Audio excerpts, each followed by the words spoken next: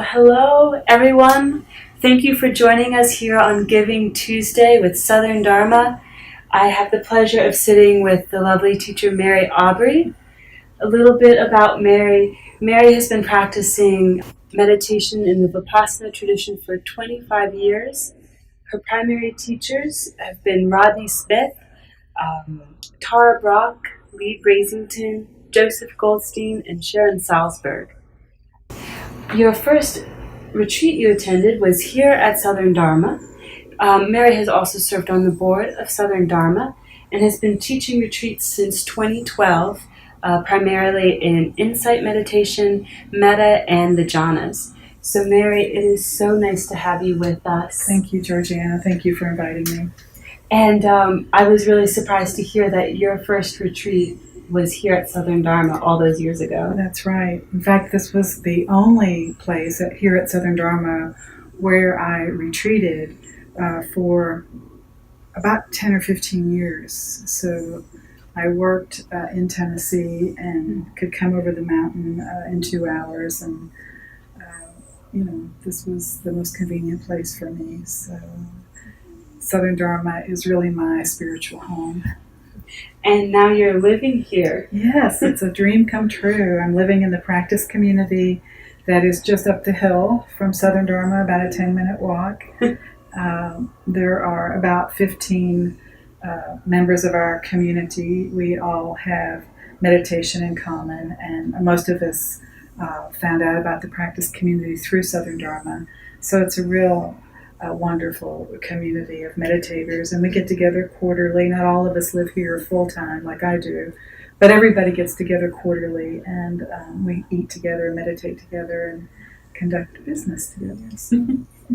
Sounds like a great contemplative community. It is. Well, we're here today. It's the midst of the holiday season and really putting together all these teachings to help people wherever they are in this season to really ground and remember the practices. And so today you'll be sharing with us some Self-Metta, and I'm curious why you've chosen that topic. Right. Well, I've been teaching retreats now for, 6 years, and classes even longer than that. And one of the comments I've received over and over from students is that they don't really get metta for themselves or other people. And then I started reflecting on my own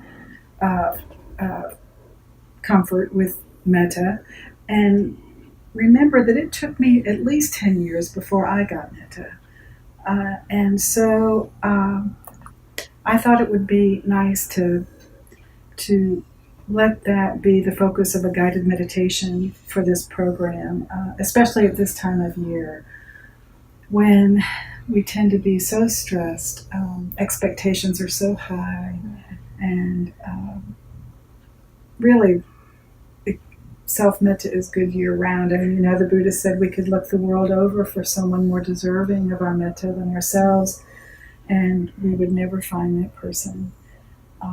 And I think one of the reasons why that is so important, self-metta, is because it's hard to really extend it to others until we can really get it for ourselves.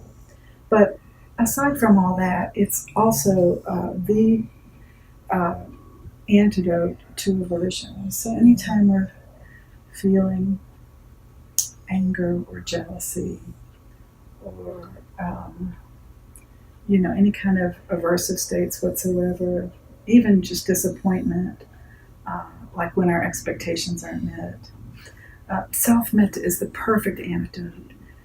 So I thought we would spend a little time luxuriating in self-metta today. Well, I feel very ready for that. Okay, I'm good. excited. Me too. So should I begin? That sounds great. Okay, great. So I have a bell here, and I'll go ahead and ring it to start the meditation, which will last about 15 minutes, and I'll ring it to end. And if You'll just get in a comfortable position, and I'm going to meditate, with us. So we'll get in a comfortable position, close our eyes if that's what seems comfortable, and just kind of block everything else out and take a few mindful breaths to just get started.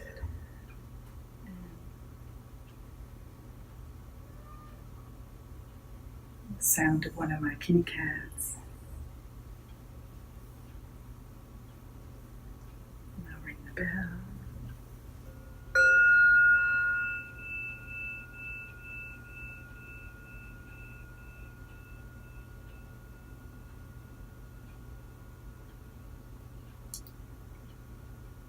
So the way that I like to get started with metta is to see if we can get a feeling of it energetically. And the best way that I know how to do that is to bring to mind someone it's easy for me to love. For me, it's my 12-year-old granddaughter, Georgia. So I bring her to mind. But whoever it is for you, it might be a pet. It could be a dear friend. Anyone who you find it easy to love. So if you can just bring that person to your mind's eye and let your heart be touched by how you feel for this person or pet.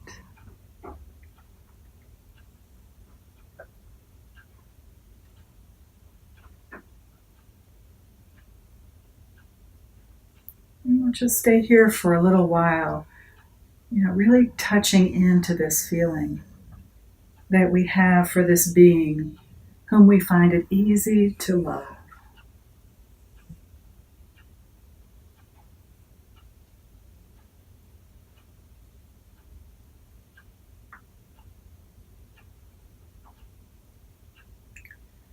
We might notice a tingling sensation in the chest area.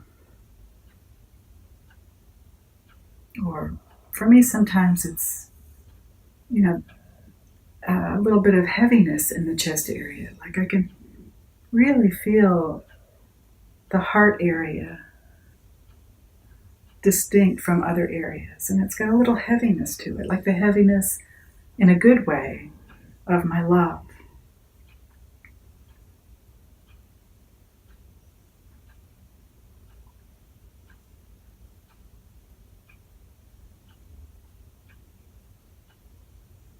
Just breathing into the area where you're feeling this love and letting it grow.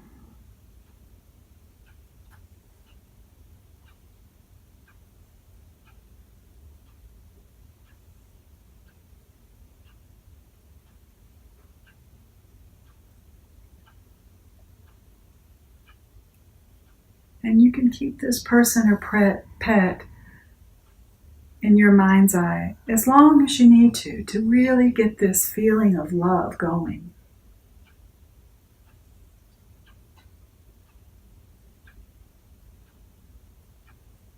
You might even have a smile on your face thinking of this wonderful being.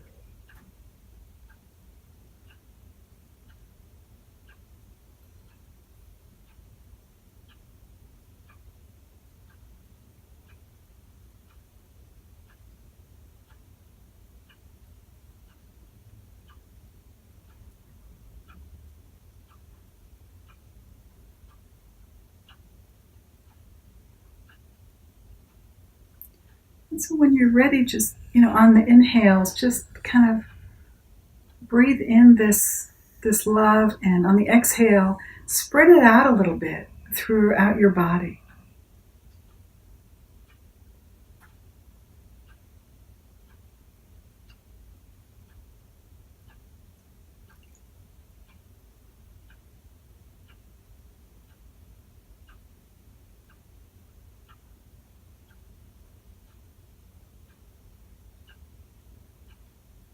The main thing is to just be feeling the love.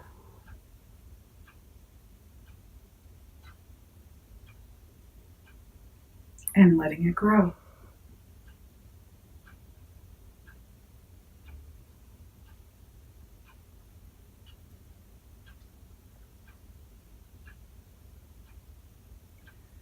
And you're welcome to keep this loved being in your mind's eye, or you can let this being recede to the background, leaving you with the love.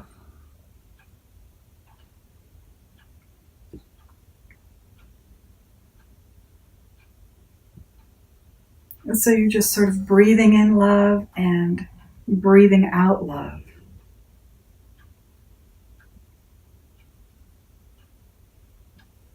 And letting yourself energetically feel it and let it spread.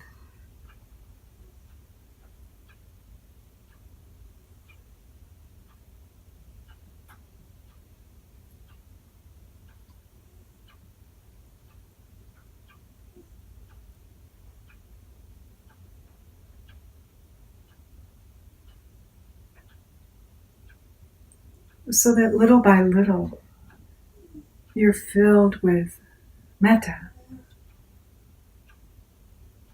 from yourself to yourself.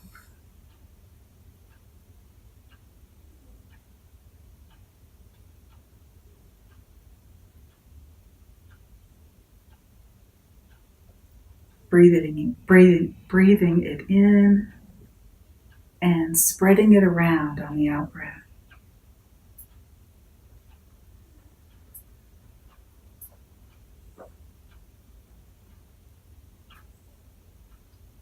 Letting your entire being be bathed in self-metta, self-regard, unconditional love,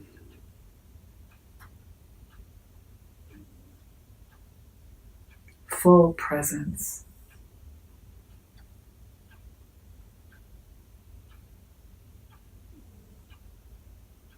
kindliness.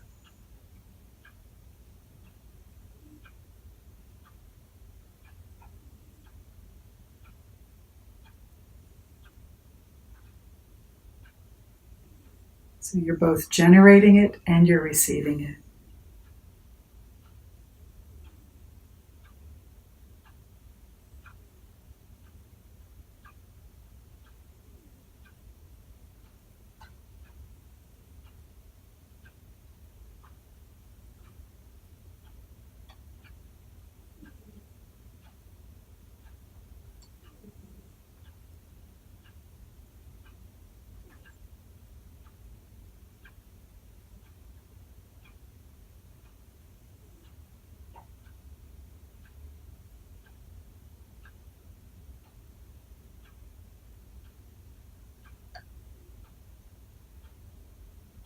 And spreading it.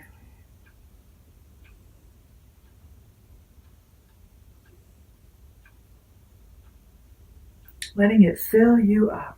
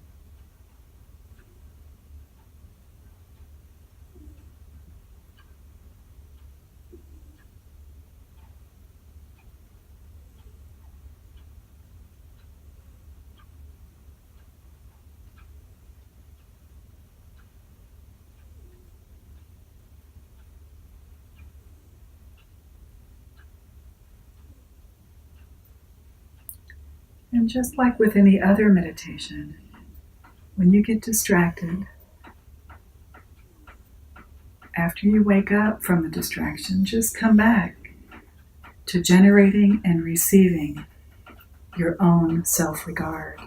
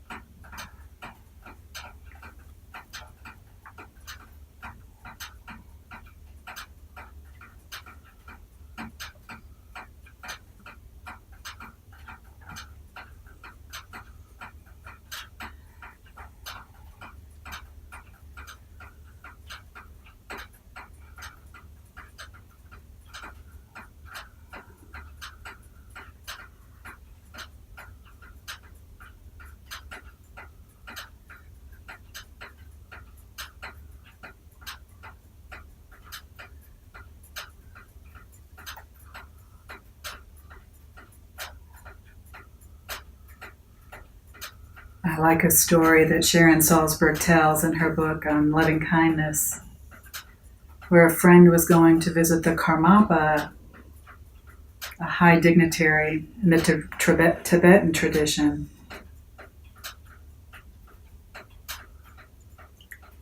And the friend was honored to actually have a one-on-one interview with the Karmapa. And the friend came back and told Sharon about the meeting and relayed to Sharon that she had never felt that anyone was more purely present to her before in her life. This full presence.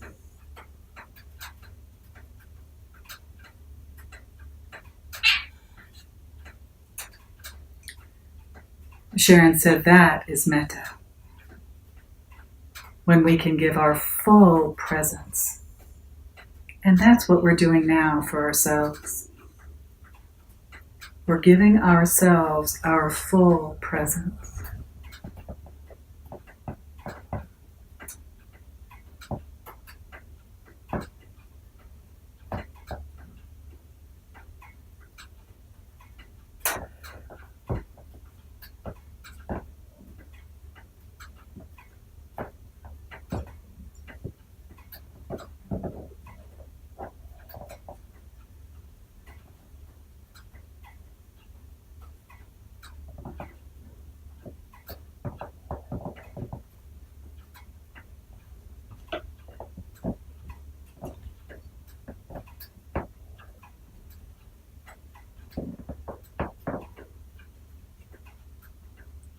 Generating and receiving our full presence.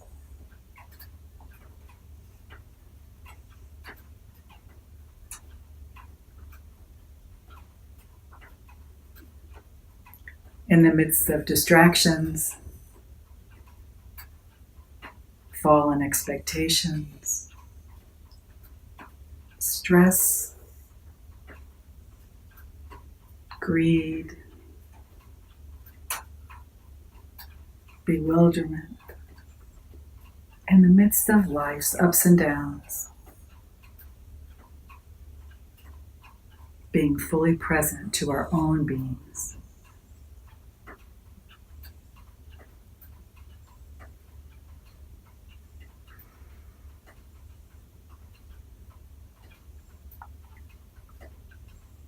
With love and kindness and regard.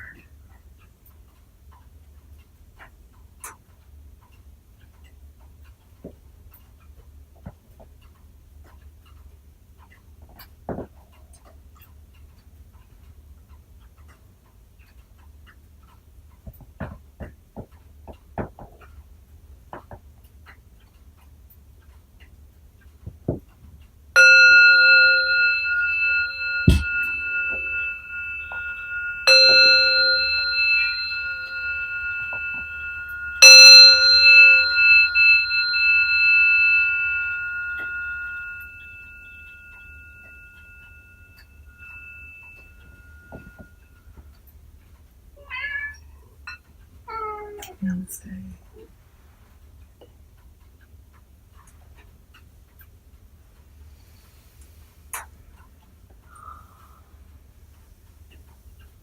What an heart-opening practice. I'm so glad.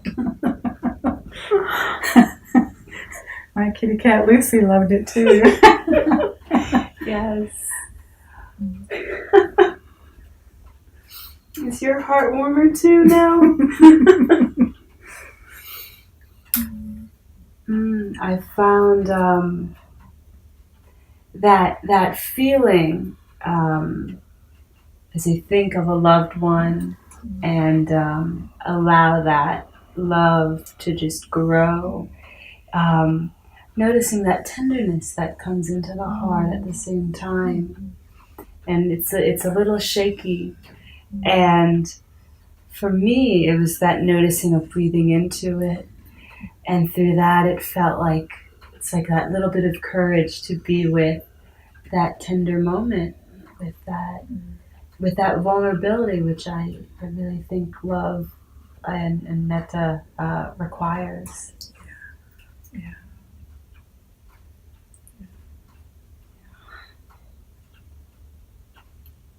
I think courage is all about heart. Mm-hmm. Yeah.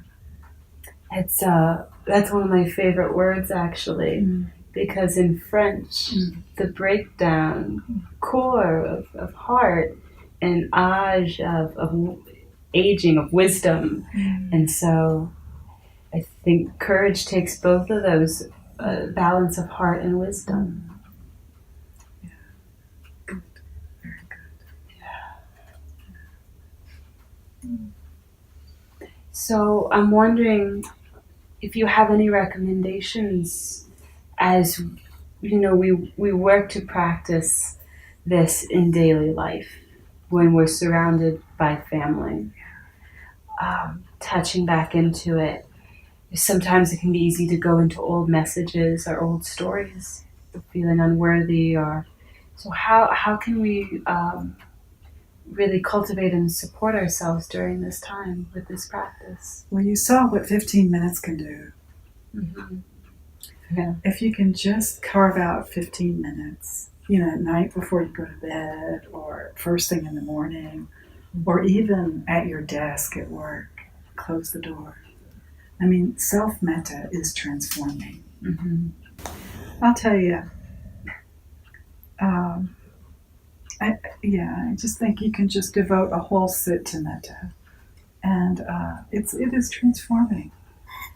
Any aversive state is let go of. Any aversive state.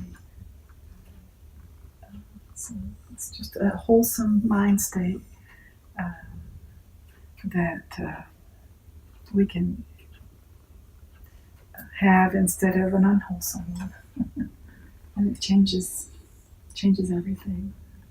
How we interact with ourselves, those around us. Yeah.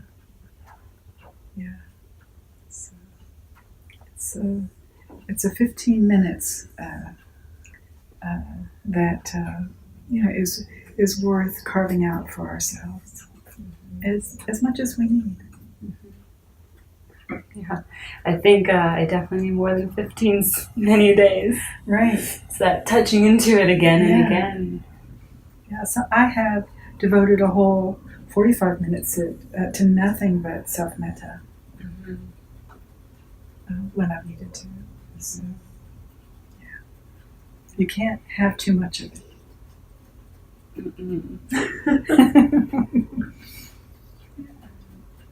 Thank you again You're for welcome. This practice. You're so welcome. For sharing with our wider community. You're so welcome, Georgiana. It's my pleasure. Yeah. May we all learn to give ourselves metta and to bring it to perfection.